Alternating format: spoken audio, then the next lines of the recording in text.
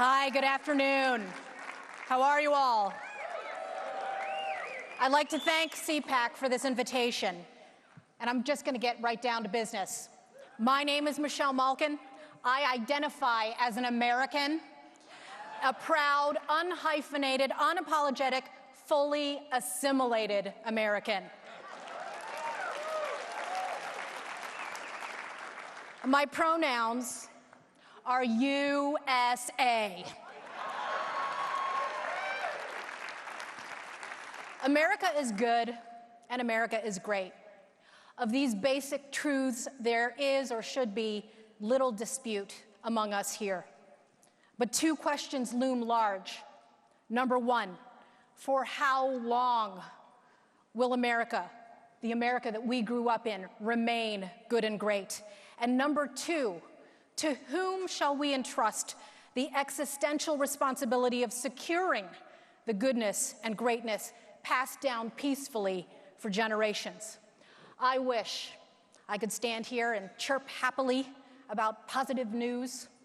Yes, unemployment rates are at historic lows. Yes, regulations and taxes are being cut. Yes, we've got some stellar judges who've been confirmed. And yes, the reckless, feckless liberal media has finally self-immolated like a slow motion downing of the Hindenburg, and it's okay to gloat about it.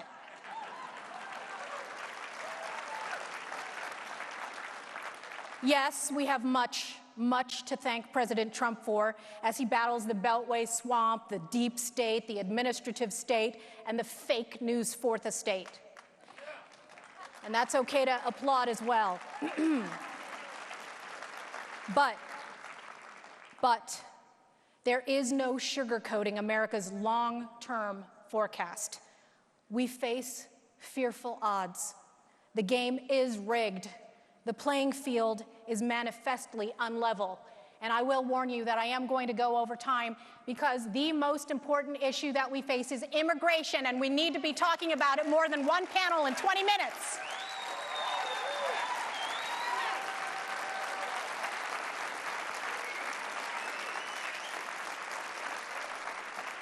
Some of you old-timers may remember that when I was once young, my first CPAC in 2002 was to talk about my very first book, Invasion, which exposed how border failures and systemic non-enforcement of our visa program rules created the national security crisis that led to 9/11. Does anyone remember that? My last book, Sold Out, which I co-authored in 2015 with former American computer programmer turned labor lawyer John Miano, documented how big business and big government created an economic crisis by exploiting the H-1B tech worker visa program and other foreign employment visas for cheap labor. I have been accused of being a quote-unquote grifter for wanting to inform and educate citizens about these destructive rackets. But it's the GOP sellouts, not just the radical open borders left, that is in bed with immigration saboteurs.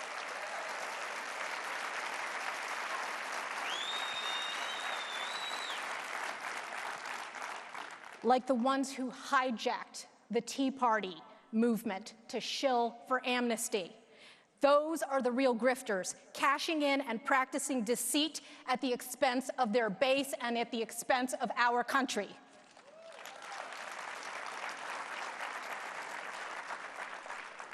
Our shining city on the hill, and that is a phrase that has been repeated over and over and over again at every CPAC since Reagan spoke here, has become a much abused doormat to the world. Building the border wall is only half the battle. The numbers tell all. Our future is dimmed. The odds are fearful. We currently grant 1 million legal permanent residencies to people from around the world every year. The number of green card holders is expected to increase by 10 million by 2025. That's more than the current combined population of Dallas, St. Louis, Denver, Boston, Chicago, LA, and Atlanta. Now multiply that number by at least 3.5. Thanks to chain migration created in 1952 and expanded exponentially by Congress in 65 and 90, these new immigrants can sponsor their entire extended families, parents, spouses, adult children and their children, and siblings and their children. Princeton University found that recently admitted immigrants sponsored an average of 3.45 additional relatives each. An estimated 85,000 refugees and 20,000 plus asylees enter the country annually through an overwhelmed system so rife with fraud and abuse that the process is jokingly dubbed, quote, refugee roulette by immigration lawyers. How's that for a way to run your country? In total, from fiscal year 2008 to 2017, the U.S. gave green cards to more than 2 million migrants for various humanitarian claims, a population larger than the city of Philadelphia. Nearly 500,000 more immigrants in that time frame got in through the diversity visa lottery. I've been talking about this damn thing since 2002, and it's still around. All the promises from the Republicans that we elect to office who promise that they're going to secure our borders and get our immigration system in order. And we still have this program that hands out visas like Pez candy and Lotto.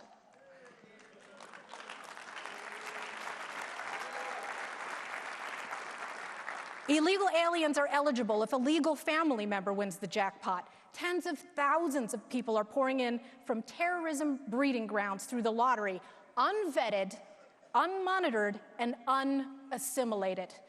Thanks again to chain migration, immigration, lotto winners, spouses, and unmarried children under 21 all get passes into the country too. Nearly half of all illegal aliens in the country have violated the terms of short-term visitor or work visas. More than 10.8 million people received such visas alone in fiscal year 2015, including 500,000 foreign university and graduate students on academic visas and nearly 700,000 total foreign guest workers, both skilled and unskilled. Not to mention their spouses, many of whom are allowed to work here as well. Hey, remember when Congress promised that they were going to enact a nationwide visa entry-exit system to track legal short-term visa holders? Remember that? Nobody in Congress does. One has yet to be built, even in the wake of the 9/11 terrorist attacks, which were perpetrated in part by several illegal alien visa overstayers.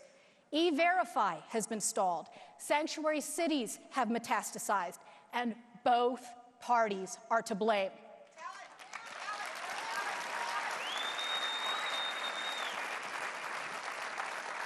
And yes, I'm looking at you, retired Paul Ryan. And yes, I'm looking at you, Mitch McConnell. And yes, I'm looking at you, Bush family. And yes, I'm looking at you, the ghost of John McCain.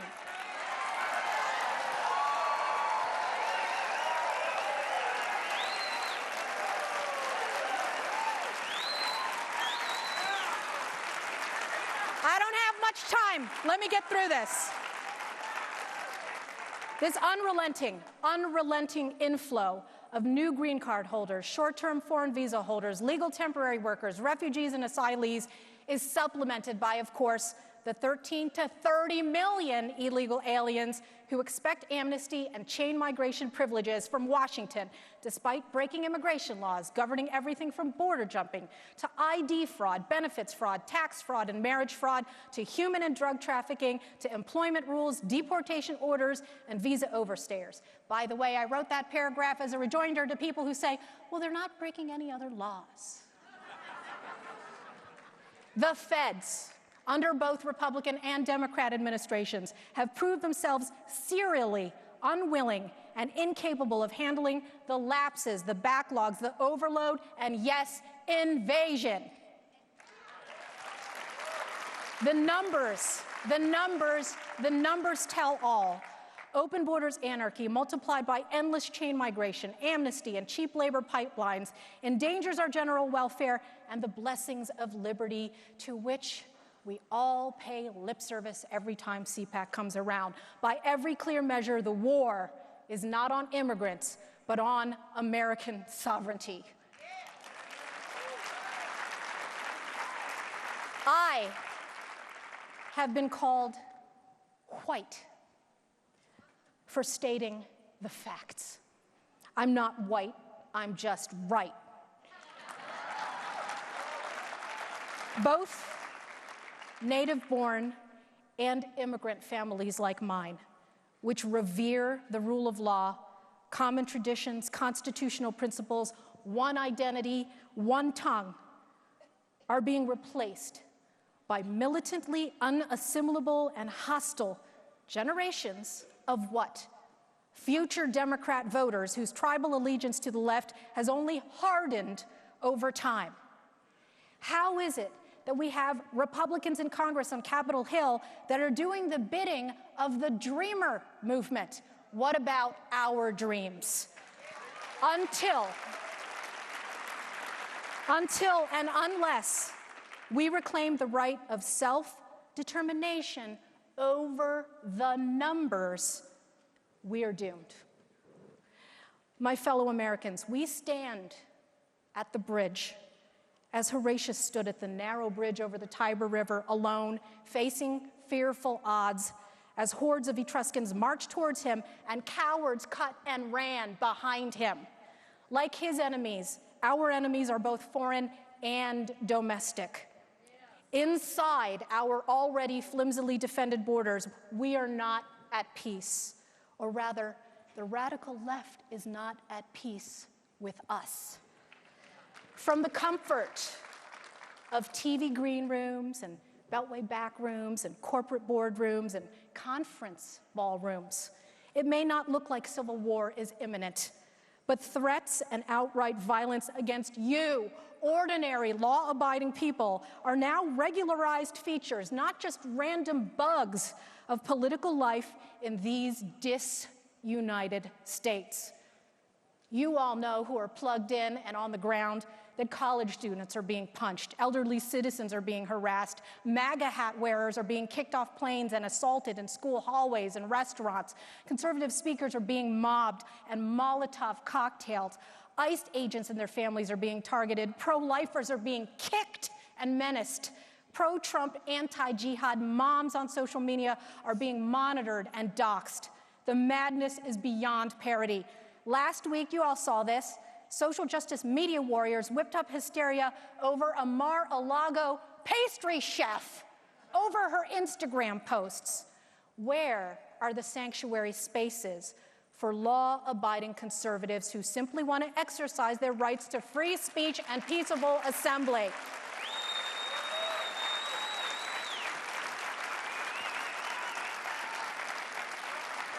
The divide in this country is between decent people who stand up for America and dastardly people who want to bring America to its knees. We certainly should make common cause with others across the aisle who share our values, but we should never rush to embrace those whose fundamental aim is to smear and destroy us all. That is suicidal. Which is why I cannot stand here and stay silent about the role that Van Jones has played in attempting to silence the right. My objection is not to his support for criminal justice reform. I have dedicated much of my own time, energy, and money fighting wrongful convictions, false allegations, and prosecutorial and forensic misconduct. Newsflash, next time you need a conservative to talk about criminal justice reform, call me. You do not need someone who is going to spew fake news pro-illegal alien propaganda to talk about criminal justice reform to conservatives. Newsflash and fact-checked. The most recent research by FAIR found that illegal aliens are up to 5.5 times more likely than Americans to be incarcerated in state prisons compared to Americans and legal residents. But my most vehement objection is to this stage being used to lend legitimacy to the George Soros-funded organization Color of Change, which dedicated itself to censoring and sabotaging right-leaning groups for championing the free market, opposing radical Islam, and exposing open borders. Have you forgotten? 7 years ago, Van Jones's group pressured Pepsi and McDonald's and Intuit and other companies to cut ties to the mainstream American Legislative Exchange Council. That's a half-century-old association of mainstream conservative state legislators who believe in, quote, the Jeffersonian principles of free markets, limited government, federalism, and individual liberty. What was ALEC's crime? Crafting model legislation on voter ID to protect election integrity, immigration enforcement measures, and self-defense legislation to strengthen Second Amendment rights. These lights are flashing red, and that's exactly right, because the lights are flashing red on America. Color of change.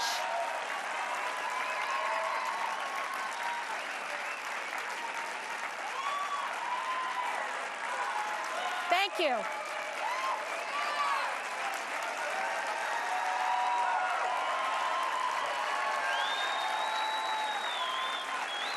Color of change.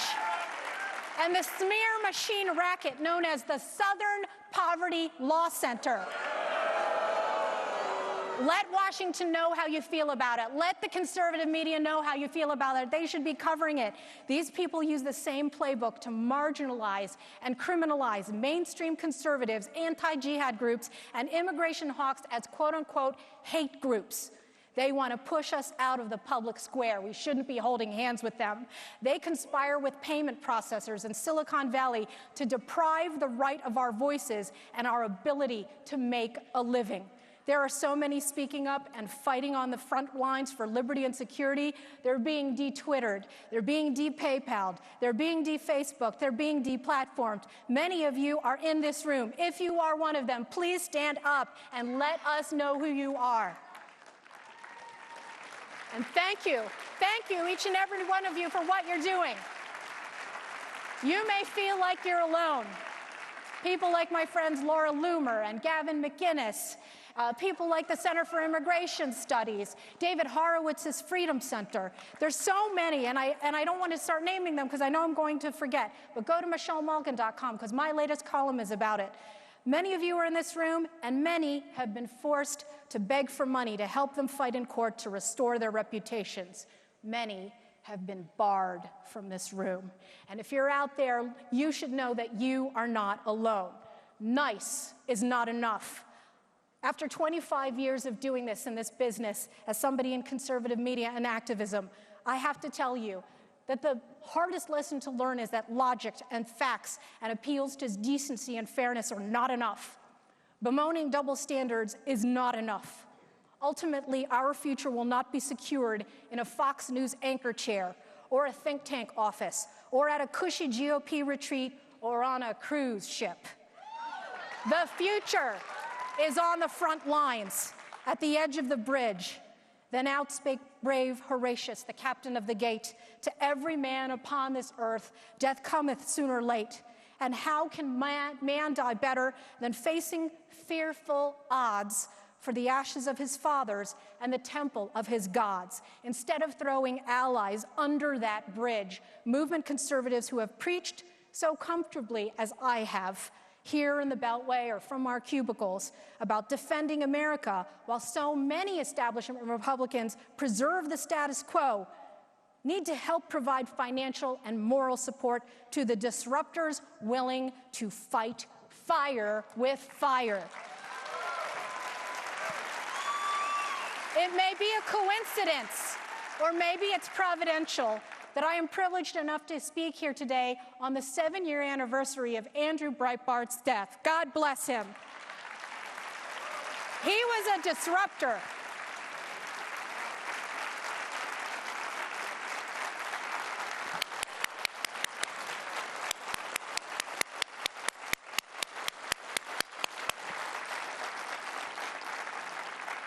He was a disruptor among defenders of the status quo.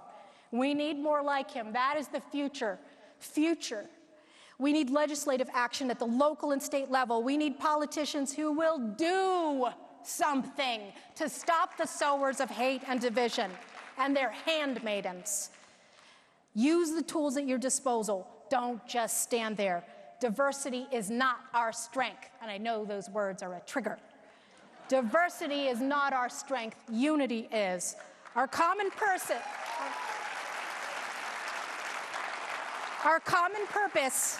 is the common defense of our nation. Good people make America great. Good people stand up and fight. Thank you.